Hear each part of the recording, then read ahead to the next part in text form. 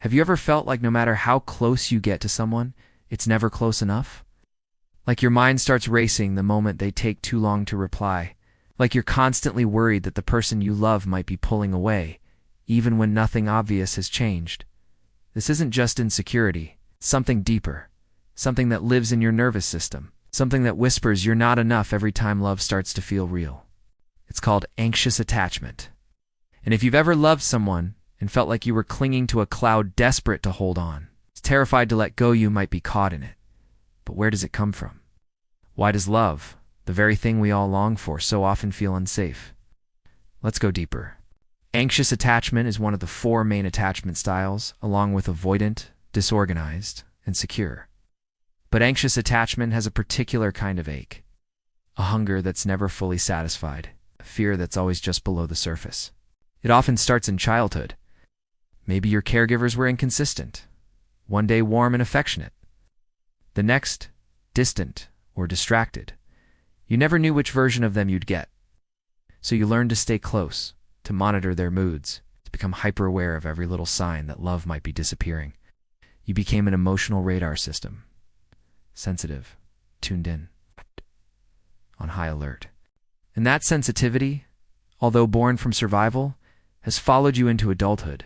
Now, in relationships, you find yourself overthinking, overgiving, and overanalyzing. You feel intense highs when things are going well, and devastating lows at even the slightest sign of disconnection. You're not just afraid of being abandoned, you feel it as a bodily threat, a gut-level panic, a storm that starts in your chest and floods your thoughts. Love isn't just emotional, it becomes physiological. Maybe you've been here.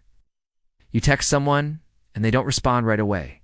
Your heart starts pounding, your mind fills with scenarios. Maybe they lost interest. Maybe you upset them. Maybe it's over and you don't even know it yet. You refresh the app, check if they're online, read the last message again and again, searching for something you missed. This isn't obsession. This is a wound that hasn't healed. It's your nervous system telling you to prepare for the worst, to protect yourself before you get hurt. But that protection can become a prison. It keeps you from being fully present. It keeps you from trusting. It makes love feel like walking on a tightrope. One wrong move, and everything might collapse. People with anxious attachment often feel they're too much, too emotional, too needy. So they learn to apologize for their feelings, to shrink themselves, to settle for crumbs of affection, hoping it might turn into something more. And when their needs aren't met, they don't speak up. They fear that asking for too much will push the other person away. So instead, they give more. Love harder. Try to earn what should have been freely given. It becomes a pattern. You pursue people who are emotionally unavailable, who give just enough to keep you hoping, but not enough to make you feel safe. And deep down, it feels familiar. Because inconsistency is what you grew up with. It's what your body knows. And yet it hurts. It always hurts. Are you stuck in a loop, constantly chasing, pleasing, and proving your loyalty? You end up losing yourself while trying to keep someone else around. The irony is, the more anxiously attached you are, the more likely you are to attract people who avoid intimacy. People who pull away when things get real. People who mistake closeness for control. It becomes a dance between one person who craves connection and another who fears it, and this dance is exhausting. You start to wonder if love is always supposed to feel this hard. If the pain is just the price of passion, nope, definitely not. True connection doesn't feel like walking on eggshells. It feels like exhaling. Like being able to breathe in someone's presence without fear. So what can you do? The first step is awareness.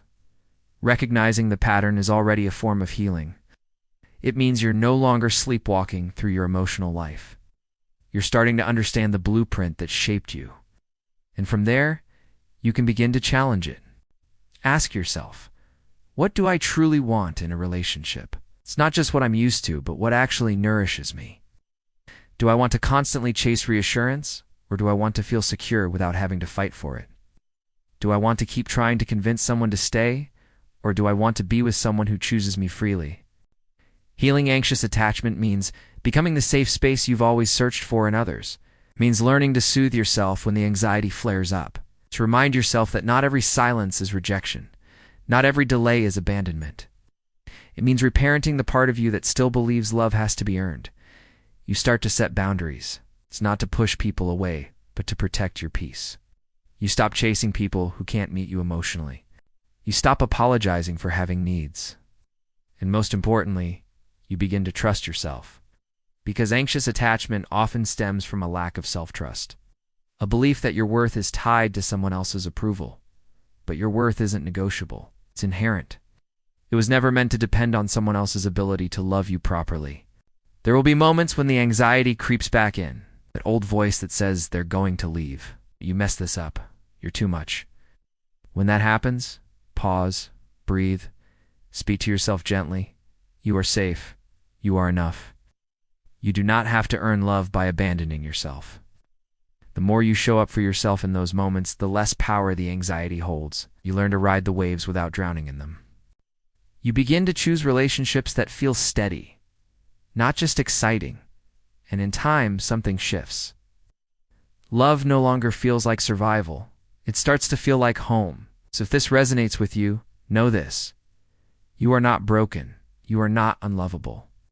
You are simply someone who has loved deeply, felt the sting of unpredictability, tried to make sense of it in the only way you knew how, but now you know more. You know that love doesn't have to hurt to be real. You know that you can create safety, first within yourself, then with others. Healing is totally possible. Just take it one step at a time. If this spoke to something inside you, take a moment to share your story in the comments. You never know who else might feel seen through your words. You deserve a love that doesn't make you question yourself. You deserve to feel safe, and it starts with you.